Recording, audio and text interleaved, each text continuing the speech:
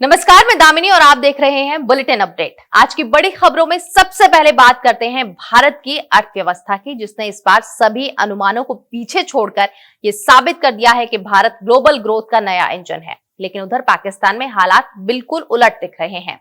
पूर्व प्रधानमंत्री इमरान खान की हत्या की अफवाहों ने वहां राजनीतिक भूचाल ला दिया है। इसी बीच भारत में एक और गंभीर मुद्दा सामने आया।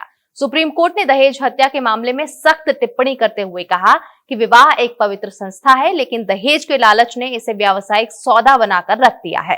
और अंत में रोजमर्रा की जिंदगी से जुड़ी परेशानी, छोटे नोटों की कमी, 10, 20, 50 रुपए के नोट एटीएम में फीड नहीं होते, बैंक करेंसी चेस्ट में जगह कम है और शादी के सीजन में इन नोटों की मांग आसमान पर है। इन सभी पर बात करने से पहले एक नजर आज की हेडलाइंस पर। भारत ने दुनिया को दिखाया दम, अर्थव्यवस्था ने भरी हुंकार। दूसरी तिमाही में 8.2% बढ़ी भारत की जीडीपी। अमेरिकी राष्ट्रपति ट्रंप ने पूर्व राष्ट्रपति बाइडेन के 92% एग्जीक्यूटिव ऑर्डर्स किए रद्द। बोले इन पर मशीन से दस्तखत थे, पूर्व राष्ट्रपति की मंजूरी नहीं थी, इसीलिए ये अवैध। अमेरिकी राष्ट्रपति ट्रंप बोले गरीब देशों के शरणार्थियों को घुसने नहीं दूंगा, अमेरिका से प्यार नहीं करने वालों को भी निकालूंगा, रडार पर है 19 कंट्री। 62 साल की उम्र में ऑस्ट्रेलियन पीएम एंथनी अल्बनीज ने की शादी। उम्र में 16 साल छोटी हैं उनकी पत्नी। प्रधानमंत्री रहते शादी करने वाले अल्बनीज पहले नेता। पाकिस्तान के सिंध प्रांत के मंत्री सैयद सरदार अली शाह बोले गुजरात, हरियाणा और राजस्थान हमारे हैं। भारत के रक्षा मंत्री राजनाथ सिंह के बयान पर आपत्ति जताई। रक्षा मंत्री ने कहा था हो सकता है सिंध कल वापस आ जाए। भारत की अर्थव्यवस्था ने इस बार सभी अनुमानों को पीछे छोड़ दिया है। आरबीआई, आईएमएफ और बाकी आर्थिक एजेंसियां दूसरी तिमाही की ग्रोथ लगभग 7 मानकर चल रही थी, लेकिन अब जो आधिकारिक आंकड़े सामने आए हैं वो उम्मीद से कहीं बेहतर हैं। वित्त वर्ष 2025-26 की दूसरी तिमाही यानी जुलाई से सितंबर के बीच भारत की रियल जीडीपी में 8.2 की जबरदस्त बढ़ोतरी दर्ज हुई है। ये सिर्फ पिछले साल की 5.6 ग्रोथ से तेज नहीं है, बल्कि पिछली 6 तिमाहियों का सबसे मजबूत प्रदर्शन भी है। देखिए, आईएमएफ पहले ही ये कह चुका है कि भारत को 2029 तक $5 ट्रिलियन की अर्थव्यवस्था बनना है, तो उसे 8% के आसपास की विकास दर बनाए रखनी होगी। और अब लगातार 2 तिमाहियों के प्रदर्शन को देखकर ऐसा लग रहा है कि भारत इस लक्ष्य की ओर तेजी से बढ़ रहा है। अब बात करते हैं इस ग्रोथ के बड़े कारणों की। सबसे बड़ा योगदान रहा मैन्युफैक्चरिंग सेक्टर का, जिसने 9.1% की धमाकेदार वृद्धि दर्ज की। इलेक्ट्रॉनिक्स, मोबाइल, ऑटो और ईवी सेक्टर में रिकॉर्ड प्रोडक्शन, कच्चे माल की कीमतों में स्थिरता और सरकार की पीएलआई स्कीम, इन्होंने मिलकर इस सेक्टर को नई ऊर्जा दी है। और इसी तरह सर्विस सेक्टर, जो भारत की अर्थव्यवस्था की रीढ़ है, उसने भी बेहतरीन प्रदर्शन किया। फाइनेंस, इंश्योरेंस और रियल एस्टेट में दमदार रिकवरी के चलते इस सेक्टर ने 10% तक की वृद्धि दिखाई। घरेलू डिमांड इस ग्रोथ का बड़ा आधार बनी। सरकार का इंफ्रास्ट्रक्चर पर आक्रामक कैपेक्स, सड़क, रेल और लॉजिस्टिक पर बड़ा निवेश और रिकॉर्ड जीएसटी कलेक्शन, इन सब ने मिलकर जीडीपी को और मजबूती दी है। सेक्टोरल आंकड़ों में भी साफ दिख रहा है कि अर्थव्यवस्था कई मोर्चों पर तेजी से आगे बढ़ रही है। होटल और ट्रेड 7.4% पर, इलेक्ट्रिसिटी 4.4% पर और मैन्युफैक्चरिंग 9.1% पर पहुंच गई है। हालांकि कृषि वृद्धि 4.1 से घटकर 3.5% हुई है, लेकिन कुल मिलाकर तस्वीर बेहद पॉजिटिव है। आईएमएफ ने भी अपनी रिपोर्ट में भारत की तारीफ की है, ये कहते हुए कि वैश्विक अनिश्चितताओं के बावजूद घरेलू मांग और फिस्कल मैनेजमेंट के दम पर भारत लगातार मजबूती से बढ़ रहा है। और अब उम्मीद यही है कि तीसरी तिमाही का प्रदर्शन भी बेहतर होगा। पूरे FY26 में भारत की जीडीपी ग्रोथ 7% से ऊपर रह सकती है।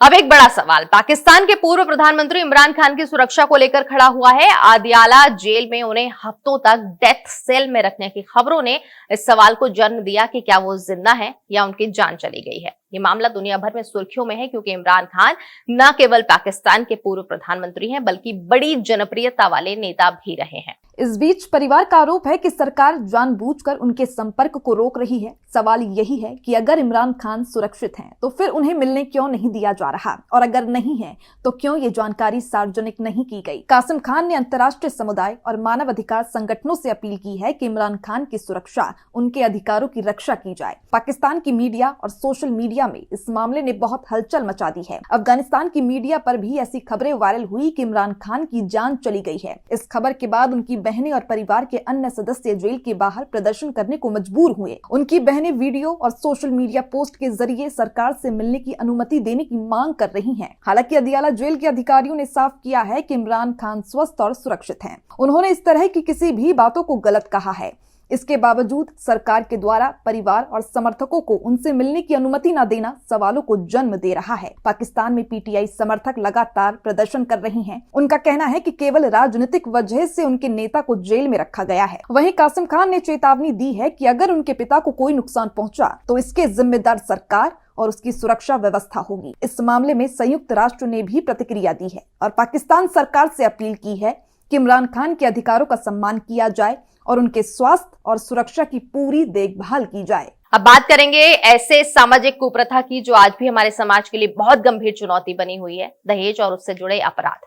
सुप्रीम कोर्ट ने शुक्रवार को दहेज हत्या के एक मामले की सुनवाई के दौरान स्पष्ट शब्दों में कहा कि विवाह एक पवित्र और महान संस्था है जो आपसी विश्वास, साहचर्य और सम्मान पर आधारित है। लेकिन दहेज की बुराई ने इस पवित्र बंधन को दुर्भाग्य से व्यावसायिक सौदे में बदल दिया है।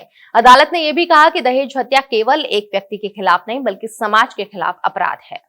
जस्टिस बीवी नागरत्न और जस्टिस आर महादेवन की बेंच ने कहा कि दहेज हत्या सिर्फ एक व्यक्ति के खिलाफ अपराध नहीं है, ये पूरे समाज के खिलाफ एक अपराध है। कोर्ट ने साफ कहा कि दहेज लेने की बुराई को अक्सर उपहार या स्वेच्छा से दी गई भेंट का नाम देकर छिपाने की कोशिश की जाती है, लेकिन असल में ये सामाजिक प्रतिष्ठा दिखाने और लालच पूरा करने का तरीका बन चुका है। बेंच ये टिप्पणियां उस केस की सुनवाई के दौरान कर रही थी जिसमें एक पति पर अपनी पत्नी को शादी के सिर्फ 4 महीने के बाद दहेज के लिए जहर देने का आरोप है। सुप्रीम कोर्ट ने हाई कोर्ट का वो आदेश भी रद्द कर दिया जिसमें आरोपी को जमानत दी गई थी। कोर्ट ने कहा कि हाई कोर्ट ने मामले की गंभीरता, पीड़िता के अंतिम बयान और दहेज हत्या की कानूनी धारणाओं को नजरअंदाज किया जो अविवेकपूर्ण और अप्राकृतिक था। सुप्रीम कोर्ट ने आगे कहा कि दहेज न केवल विवाह की पवित्रता को नष्ट करता है बल्कि महिलाओं के व्यवस्थित उत्पीड़न और निर्भरता को और बढ़ावा देता है। कोर्ट ने बेहद कड़े शब्दों में कहा कि दहेज हत्या इस कुप्रथा की सबसे घृणित तस्वीर है जहां एक युवती का जीवन उसके ही ससुराल में समाप्त कर दिया जाता है, उसकी किसी गलती की वजह से नहीं बल्कि इस वजह से कि वो किसी के लालच को पूरा नहीं कर सकी। वहीं देश में छोटे नोटों की कमी अब लोगों के लिए बड़ी चुनौती बन गई है। 10, 20 और 50 रुपए के नोट एटीएम में नहीं डाले जा सकते और बैंकों की करेंसी चेस्ट में इन्हें रखना भी मुश्किल हो गया है। यही वजह है कि छोटे नोटों को मांग और उपलब्धता के बीच फर्क बढ़ता जा रहा है, जिससे आम जनता और बैंकों दोनों को परेशानी का सामना करना पड़ रहा है। ये समस्या खासकर त्योहारों और शादी ब्याह के मौसम में और गंभीर हो जाती है जब छोटे नोटों की जरूरत तेजी से बढ़ जाती है। जस्टिस बीवी नागरत्न और जस्टिस आर महादेवन की बेंच ने कहा कि दहेज हत्या सिर्फ एक व्यक्ति के खिलाफ अपराध नहीं है, ये पूरे समाज के खिलाफ एक अपराध है। कोर्ट ने साफ कहा कि दहेज लेने की बुराई को अक्सर उपहार या स्वेच्छा से दी गई भेंट का नाम देकर छिपाने की कोशिश की जाती है, लेकिन असल में ये सामाजिक प्रतिष्ठा दिखाने और लालच पूरा करने का तरीका बन चुका है। बेंच ये टिप्पणियां उस केस की सुनवाई के दौरान कर रही थी जिसमें एक पति पर अपनी पत्नी को शादी के सिर्फ 4 महीने के बाद दहेज के लिए जहर देने का आरोप है। सुप्रीम कोर्ट ने हाई कोर्ट का वो आदेश भी रद्द कर दिया जिसमें आरोपी को जमानत दी गई थी। कोर्ट ने कहा कि हाई कोर्ट ने मामले की गंभीरता, पीड़िता के अंतिम बयान और दहेज हत्या की कानूनी धारणाओं को नजरअंदाज किया जो अविवेकपूर्ण और अप्राकृतिक था। सुप्रीम कोर्ट ने आगे कहा कि दहेज न केवल विवाह की पवित्रता को नष्ट करता है बल्कि महिलाओं के व्यवस्थित उत्पीड़न और निर्भरता को और बढ़ावा देता है। कोर्ट ने बेहद कड़े शब्दों में कहा कि दहेज हत्या इस कुप्रथा की सबसे घृणित तस्वीर है जहां एक युवती का जीवन उसके ही ससुराल में समाप्त कर दिया जाता है,